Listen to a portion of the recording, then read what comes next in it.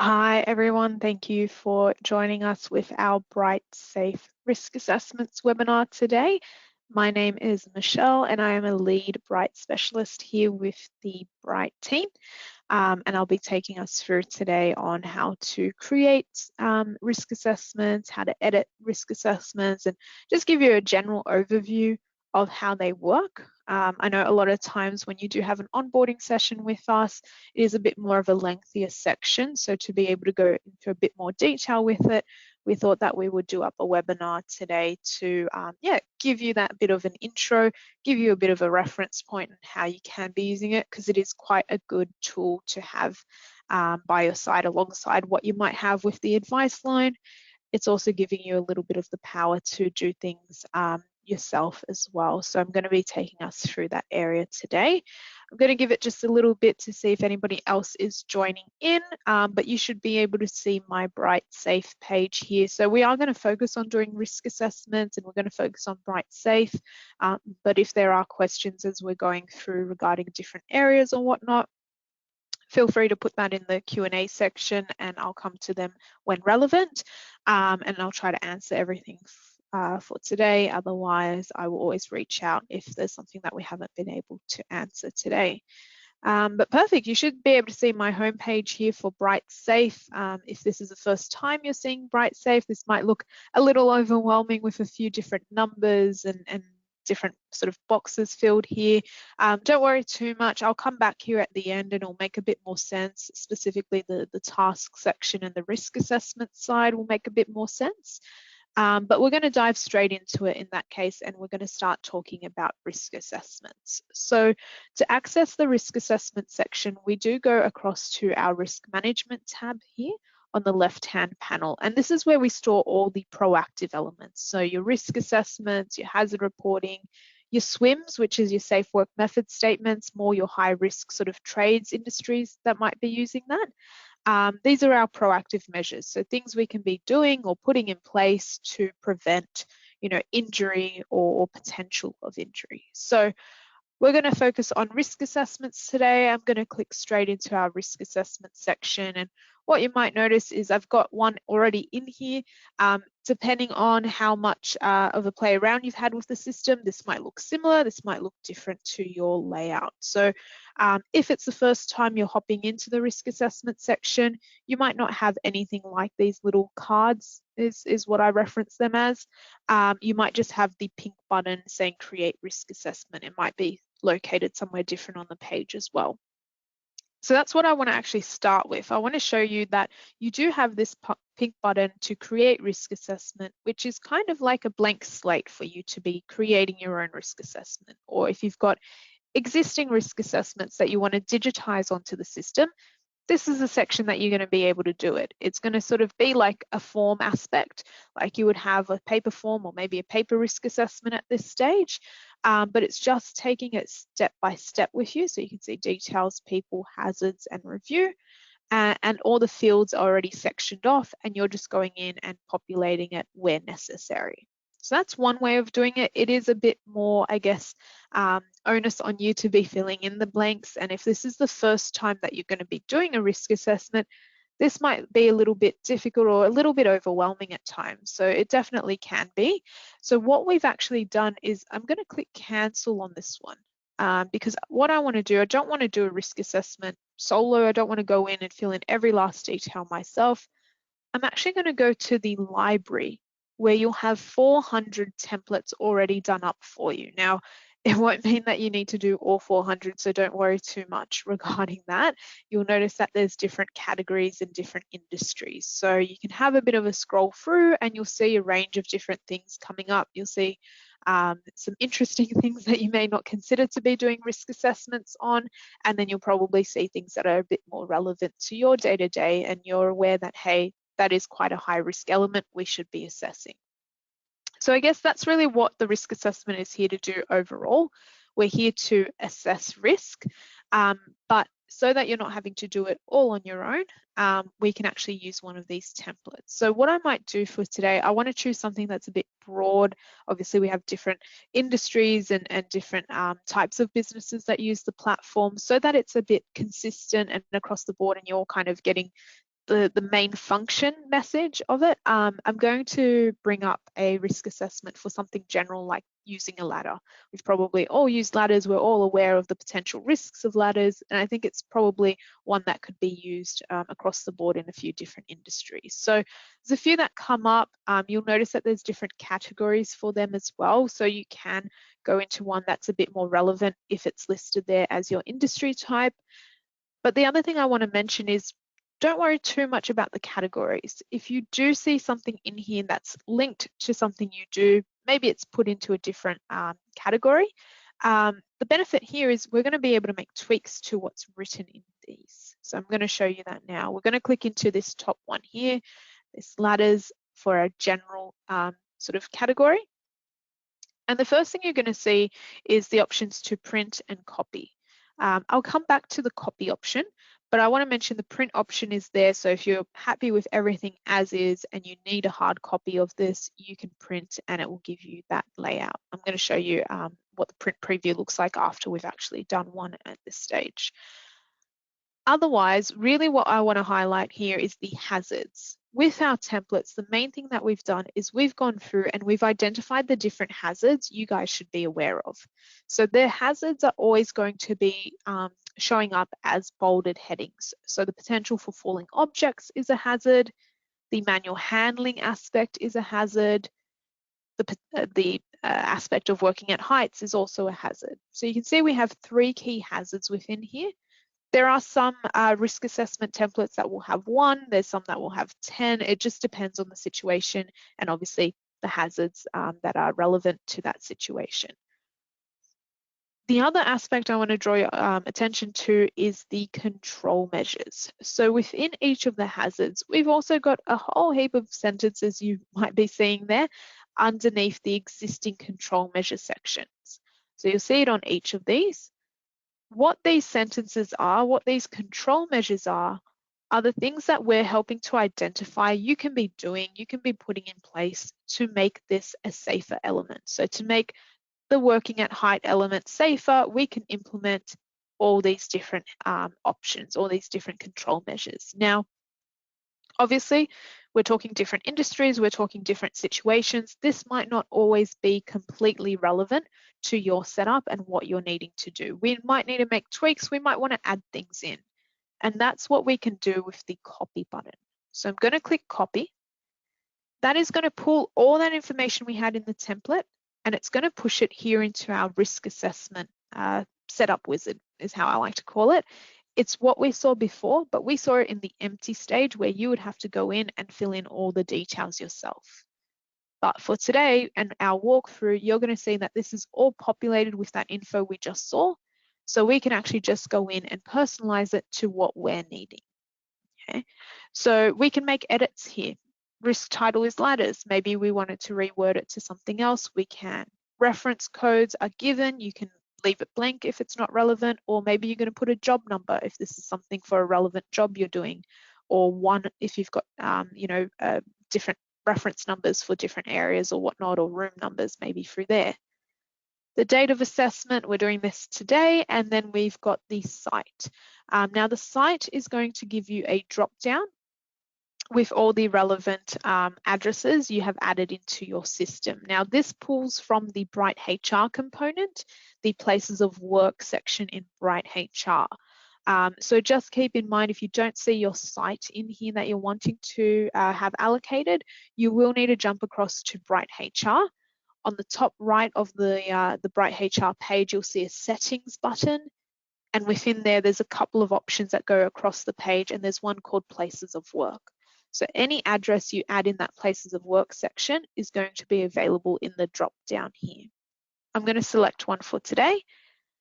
Otherwise, if you're a bit more site to site and this is a different job that you're going to, you might not actually be adding in all the different locations you are working on because there are just so many.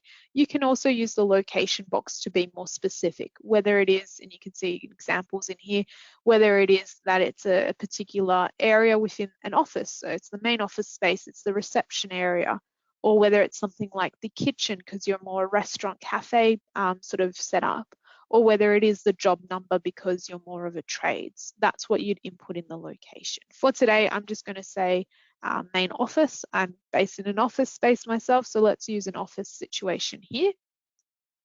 Our task description we can leave blank. You can see there it suggests it's optional. I would usually recommend that you can use that to maybe detail any specifics or maybe reasons why this is you're doing this risk assessment. We could list through there. We're going to save and continue for now, and we're going to come across to our people page. Now, people is going to ask you who's doing this risk assessment, and it is going to pre-fill with the individual's name. Like whoever's login you're on. So I'm on my login, you can see it's me. I could assign this to somebody else. If I want somebody else to be doing this risk assessment, I can assign it to them. Otherwise, I have the option to list who has assisted me and who I have consulted for assistance. So in the drop down, you'll see the names of any employees you've added into the system. You have the option to add non-employees. So if you have contractors or if you're doing work on a specific site and that person is assisting or they're on site, you can list them through here.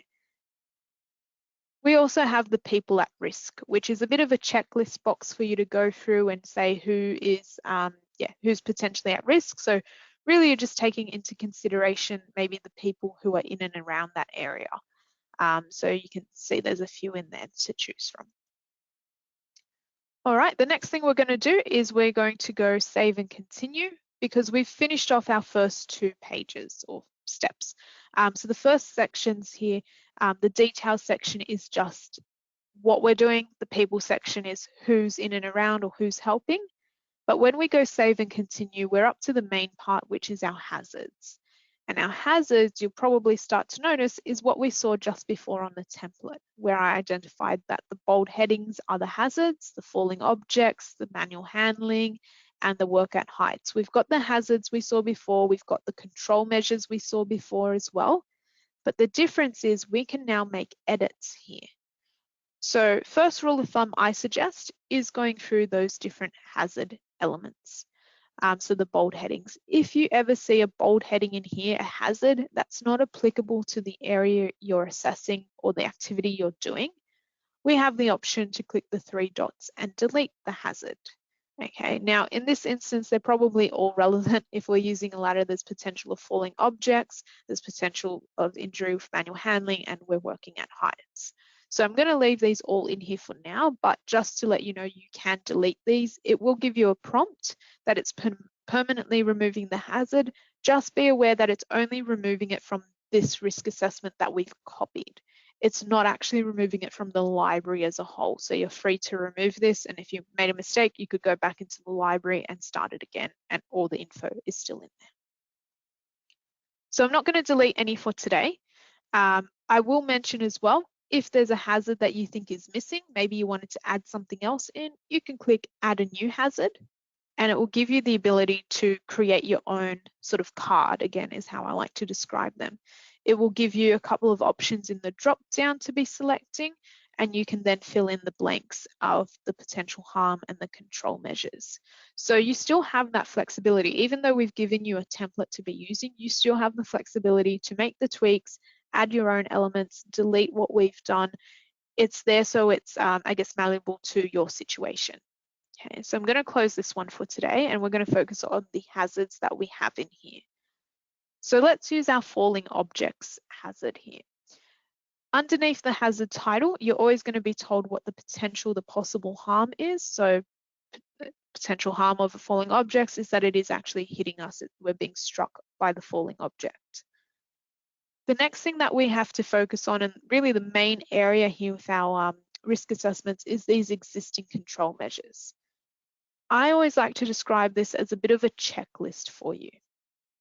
You want to be reading it through line by line or sentence by sentence and asking yourself, do we have this in place? Because the heading is saying these are existing. So if these are in place, we leave them as is. We don't have to action anything on them. We don't have to remove them. We don't have to tweak them. So if every time we're using ladders, for example, we're making sure that we're putting up an exclusion zone, maybe we're bordering off the section that we're doing that, maybe we've put up a sign to say hey, we're going to be using the ladder here, don't walk in this area, okay? If we've got that in place, then we can say it's existing and we leave it there. Maybe as we read through, we see something about appropriate tool belt is worn. Maybe in our situation, we're not needing a tool belt, we're going up to pick something up or whatever it is. We might want to reword that if a tool belt isn't relevant to what we're doing. So what we could do is we could click the 3 dots on the far right of this card and we can actually use the edit button. Now the edit button is going to pull all that information out into this little pop-up for us where we can make our adjustments. So we could actually remove appropriate tool belt is worn if that's not applicable to us. And we could leave it as only the required tools for the task in hand to be taken up the ladder. Maybe that's not relevant for us as well. Maybe we can remove that. If we're not actually using tools and we're just going up to grab a box or something like that, maybe we're going to remove that sentence as a whole. That's fine as well. Or maybe you're going to reword things as well. So you can see in here, I'll expand this a little bit more.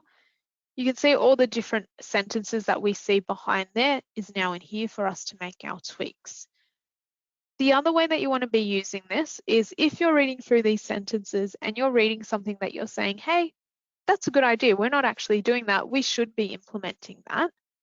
What we can do is we'd actually want to remove it from here because again, it's saying that these are existing. So if we're reading something we're not doing yet, even if we're wanting to work on it, we still need to remove it from here. So I'm going to use something like the last sentence just to make things a bit easier. Appropriate PPE is provided and used.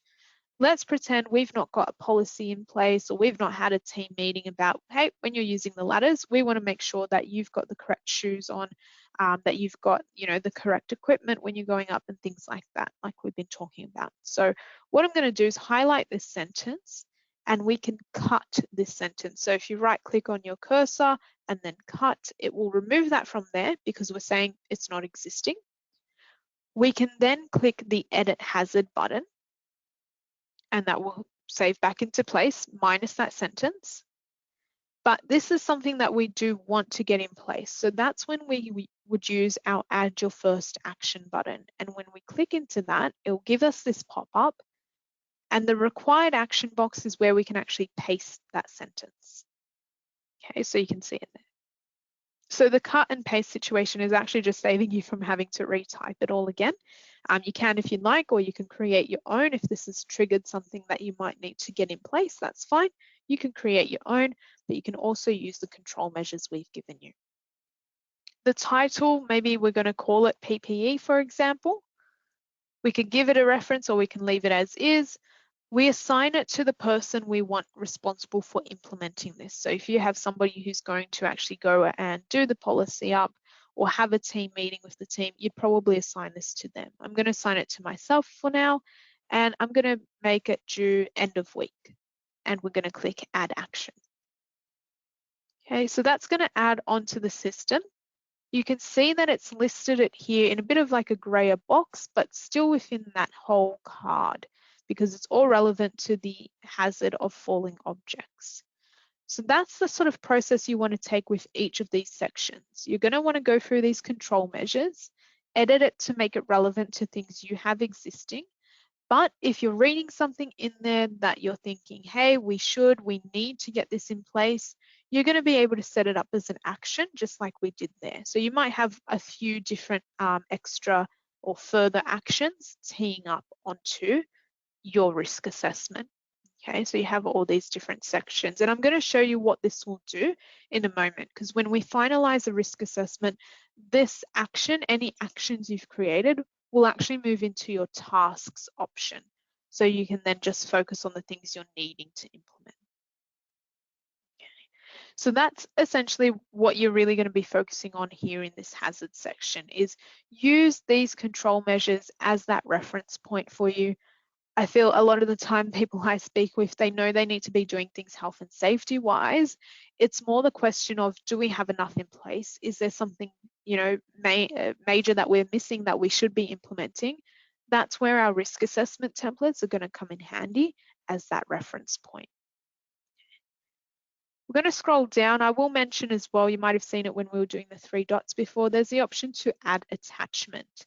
So if there's photos or elements that you're wanting it to attach to this hazard, whether it's, yes, we've got this in place, here's the proof, or whether, hey, this is our gap, you know, taking a picture of it and logging it there. So it's sort of compiling the whole story for you in the one area. You do have the option to do that.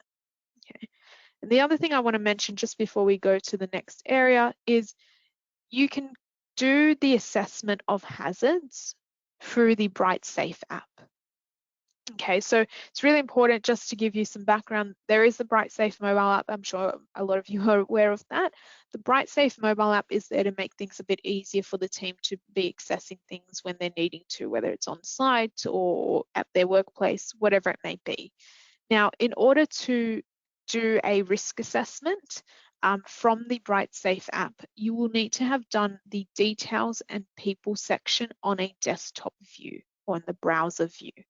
Okay, because it's only ready for the app, ready for assessment when you reach the hazard section. Because really it's the hazard section where you want to be a bit more mobile, walking in and around the area to assess these control measures. So that's where the app will come into play when you reach the hazard section. So just making sure that you've done up the details and the people section on a browser version of BrightSafe, if you're wanting then somebody to be assessing those hazards whilst on site or away from a computer. Now, I will say on the BrightSafe app itself, you do have a little button there to switch across to the browser version. So if there's a day where you've forgotten to do that or you needed to change what risk assessment you were doing, that's fine. It's just an easy flick across. It's just that the BrightSafe app is obviously proportioned to the phone or to the tablet that you're using. The browser might be a little bit more zooming in and zooming out to get it to the spot that you're wanting to. But there are, you know, workarounds if you have forgotten to set up the details and people on a desktop prior. All right, we're going to continue along. You might notice as we're going through as well on the right-hand side, it's sort of summarizing what we've done in the different sections. And then as we get to the bottom of the page, it's going to ask you for a risk rating. Now, this is a bit of a self-assessment. It's asking you what you think the likelihood of an incident occurring is whilst using ladders and what the consequence of that injury could be. And now this risk rating is really taking into consideration what you currently have in place. So it's before you implement the different actions you might be working on. What do you feel the potential of incident being? Because in the long run, if you've got 5, 6 different actions that you're going to be implementing, it's probably saying that you have space for improvement. So maybe our likelihood of an injury occurring is likely or possible because we don't have these things in place yet. But maybe the consequence, obviously, depending on the situation that you're using and the ladder or the activity.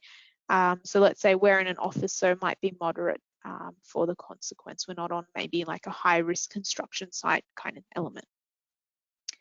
It's going to give you a bit of a breakdown here on the overall risk rating. So a high risk, a medium risk, a low risk are your options in there, and it kind of balances out between what options you're putting in there.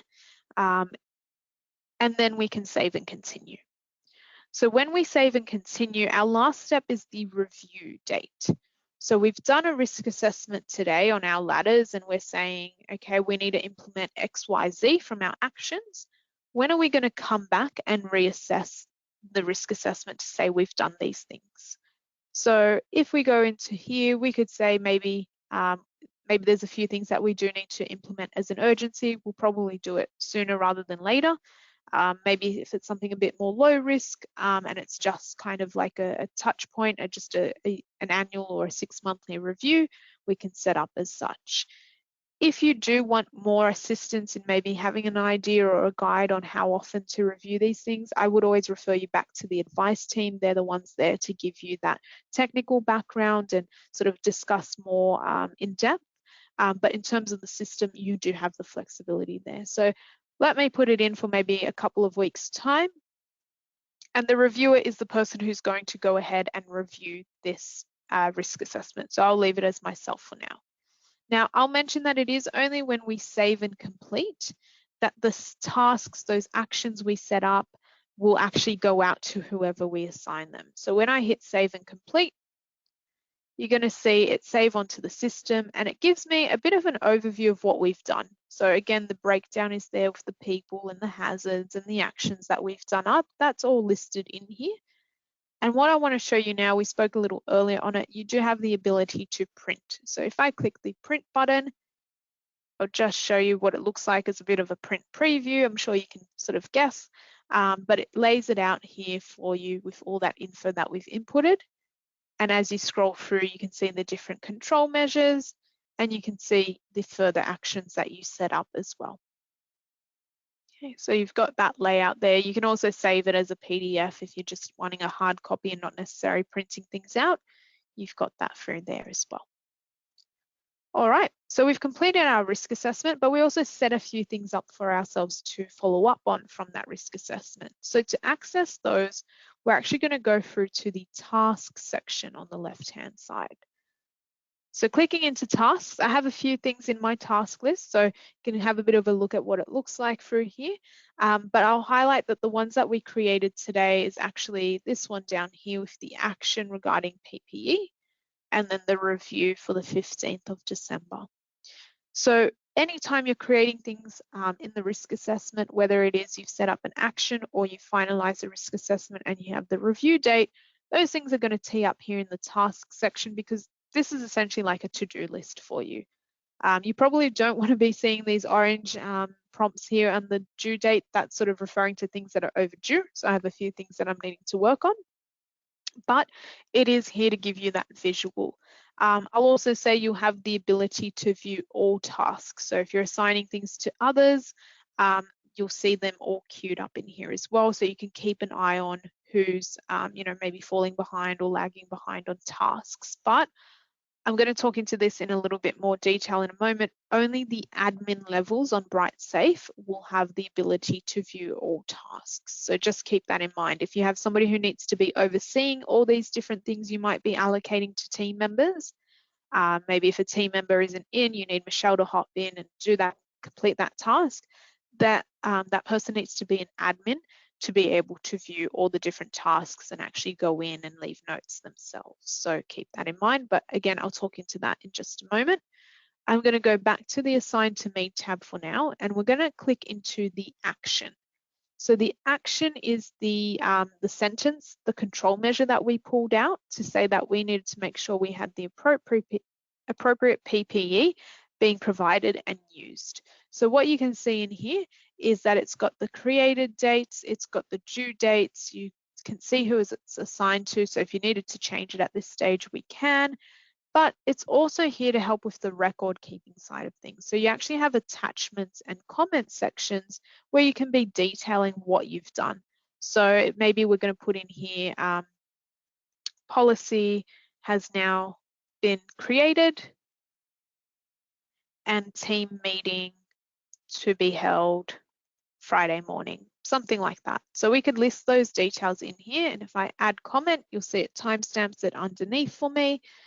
We can also upload files. So if I actually wanted to upload what that policy was, I could put that in here as well. That kind of brings it full circle. But the main thing is, A, you're setting yourself up with what kind of tasks and things you're needing to implement.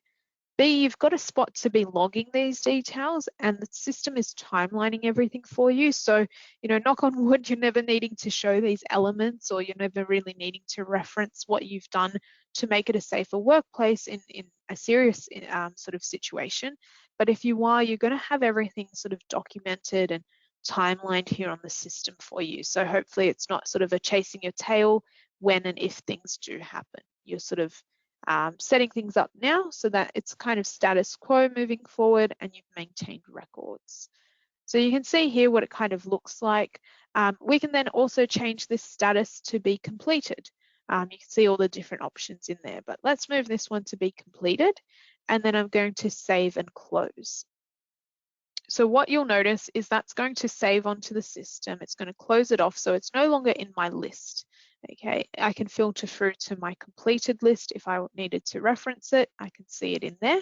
So I've still got the notes and things in there. But if I go back to my incomplete, you'll notice that I still have the review in there. Now I have the review for the 15th of December. Now, the review is really referring to, okay, we've gone through and we've completed X, Y, Z tasks. We set ourselves to say, yep, we need to implement these things to make the use of ladders safer for our team. Now, if we've done that before the 15th of December, that's fine. We can hop in and do that review. That date there is what you're going to get the reminder on. It's not necessarily that you have to do it on that date, you have to do it before that date or whatnot. It's just that the reminders on the system are going to come based on the due date. Okay, so with that being said, I want to mention that the reminders and the notifications of these sorts of tasks, anything you have in your task lists, they are going to go through to your email as well as the BrightSafe app, and they actually come through every Monday. Every start of week on a Monday, you will get an email, you will get a push notification to tell you what tasks you have due this week. Okay, so on Monday the 21st, I think it was, I got a notification telling me I have this review coming up on Thursday. Okay, so it breaks it down week by week for you, because obviously if you do like a yearly review on your ladders moving forward, you're probably not going to remember when that day is coming up, so the system can help you with those reminders. All right, I'm going to click into the review now. We're going to have a bit of a look at what the review does. When we click into ladders, it's going to pull up on that page I showed you before, where I showed you the print preview when we just finalized the risk assessment. And really all the review is we're clicking the start a review button, and it's going to put us back on a similar path as to what we just did. Because what we're doing is we're going through and we're reassessing. Are all the details still the same? Technically, the date of assessment is still going to reflect today because I'm still doing it on the same day, but that would alter to the day that you do it if it's down the track. We could put in more details through here if we're needing to. Otherwise, we can skip through. We can update people who are assisting us. So again, if somebody else is on site assisting, we can list them through here.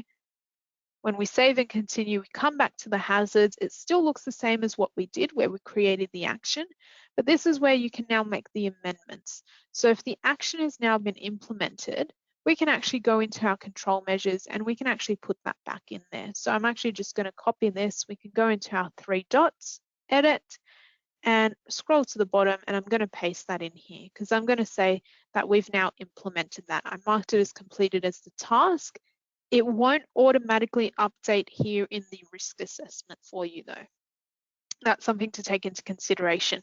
Marking it completed in the tasks is saying, yep, you've done that action, you've implemented that, so you have that record, but you need to come back here into the actual risk assessment and input it into the control measures. Okay, I would leave it still here as the further action so that you're seeing it. You can see there that it's been marked as completed, but I do like the element of adding it back into the existing control measures so that you've got your checklist quite clear. And then from here, maybe you're going to do a review again, as we've been saying, every 3 months, every 6 months, however, you know, really relevant to how often you use ladders in your business and your industry type. But you're going to be sort of coming through and reviewing this and doing a bit of an overview to say, yep, these things are still in place. If something has fallen through the cracks or you're needing to recap or you've realized, hey, we actually do need to implement this, you can still be adding the actions as you're going. Scrolling through, it's going to ask us again for a risk rating. It's showing us what we put last time. So maybe this time we're actually going to say that the likelihood is unlikely because we've now implemented a fair few things in place. Our team are aware of it, and we can now save and continue as a low risk rating. At the end here, we're asking for to complete the review. So you see there that the current review date is in there, but I can select to complete the review. It's going to give me a little pop-up to leave in some comments on that review. So maybe we're going to leave notes for saying review of risk assessment after implementing actions, setting up another review for 3 months' time, whatever it may be. And we can add that in here. So I'll jump across. Maybe we'll do it start of March and we'll assign it to that relevant person and save that into place. Perfect. Does a similar thing if we had set up any other tasks or things like that. it's going to move into the task list. So you'll see now that I have the review for the 1st of March in here, but I didn't set up any actions, so they're not in here at this stage. So that's really the review is always going to be a similar cycle. You're going through and you're doing exactly that. You're reviewing the risk assessment, but along the way, it's there to help keep prompts, help be that checklist for you of what you can or what you should have in place. Okay, and what I want to show you now is if I go back to risk management, back into the risk assessments, any risk assessments that you start to work on, they're going to tee up here on your general page. So your general page is essentially your library, but you will always have the library with all those templates in there. So like I was saying at the start, don't worry too much about categories. If you see something relevant to what you do, you know, maybe you are sort of an agricultural business and you see things like animal handling here and it's listed as being under the vet category. Maybe you're still going to use that because maybe some of that information will be similar, but you're just going to tweak it to refer to wording and instances that are relevant to yourselves. If I go back to the general page, I just want to mention a couple of things. If you start a risk assessment but you don't complete it, you'll have in brackets just next to the title draft. And when a risk assessment is in a draft stage, you do have the ability to delete it, which is the 3 dots on the far right. And where we actually see it saying archive at the moment, it would say delete because it's not finalized, you can remove it. So if it's a dummy one that you're testing out, you can always remove it if you haven't finalized it. Once you have finalized it, it's going to show up as archive because archive will move it into this section here because it's saying that it was still a relevant risk assessment at one point or another, but maybe you're no longer working on that site or maybe you've changed businesses or locations. So you can archive risk assessments if they're no longer active. The other thing you might have noticed through there is the option to copy your risk assessments. So once you do up one risk assessment, you can copy that. So whether it's you're creating your own because you don't find something in the library or you want to tweak something to make it completely like a master risk assessment or something like that, you can create it through the risk assessment, create your own template. Maybe you'd even title it template for use of ladders or something like that. And then each time you need to use that risk assessment, you'd actually just copy from there and then make the tweaks accordingly so that you're not having to start from scratch every single time. There's a little bit of a shortcut for you. Or you can just copy ones that you've tweaked already from the library as well, like this. It just means that you do have options within there. All right, so that's, I guess, the main functions of using risk assessments and what it looks like and how it sort of ties in. The last kind of thing I wanted to mention regarding the risk assessments is over in the employees tab. So in terms of those employees, staff members, you may want to be actually doing risk assessments. We do need to discuss the role level. Now, I will say in here, you'll see the little info icon, you have risk assessments there, so it's going to sort of give you the breakdown of it. So this is quite visual and this is relaying the message I'm going to talk you through. It's really important that we give anybody who needs to be creating, editing, copying, deleting, archiving risk assessments, reviewing risk assessments, basically anything got to do with risk assessments. If you want your staff member to be doing that, they need to be a user or admin level. Now, admin is the highest on the system. They will see and do everything across the board. And it also means that they'll be able to delete other aspects that you might store in the system. They can change other people's access. So you're going to want to use that one with a bit of restraint. Give it maybe to directors or your more higher up supervisor management roles. But the user level is that middle level, which is required if you want them doing anything regarding risk assessments. And you are fine to look at that as a minimum level for your team. So if it is something that you guys are quite involved with risk assessments, maybe your trades, maybe your NDIS kind of care industry, childcare elements, the user level may be a minimum level that you look at for your staff. Okay, so there's a bit of a breakdown there. In actually changing people's access, you can just click onto the person's name or you can use the 3 dots on the far right and edit, and you'll get the drop down to select what access you want to give this person. Okay. So that's a bit of a breakdown there on how the risk assessment side of things work. I hope that's given you all a bit more of an understanding, a bit more context as to how you can be using it. Or, you know, I would always refer you back to, again, the advice team for any more technical questions, or how often to review, or, hey, there's not a risk assessment on XYZ, what kind of control measures should we be taking into consideration? Call the advice line, have those conversations. They're there to assist as well. And then maybe you're just coming onto the platform to populate it and sort of document that risk assessment for yourselves. Yeah. Perfect. But I appreciate you guys hopping in and letting me take you through a bit of the system. I will jump back to the homepage because I did mention I'd come back here at the end just to reference that the Your Tasks hopefully makes a bit more sense now. It's showing you any tasks that are upcoming or that you have overdue. So again, you don't want to see the orange, but it's showing you anything that's up and coming in the task list. So your actions, your reviews. And your risk assessments is also just going to show you the more recent risk assessments that have been created and completed there. Perfect. But again, I hope you guys have found a bit of use, a bit of assistance with this webinar today on the risk assessment side of things. We are continuing to do webinars, so if there are particular features or functions you're wanting a bit more background on, do reach out to us, give us a call, let us know. We can sort of start to tee up a bit of an idea on what we can be getting in place or what webinars you want to be seeing.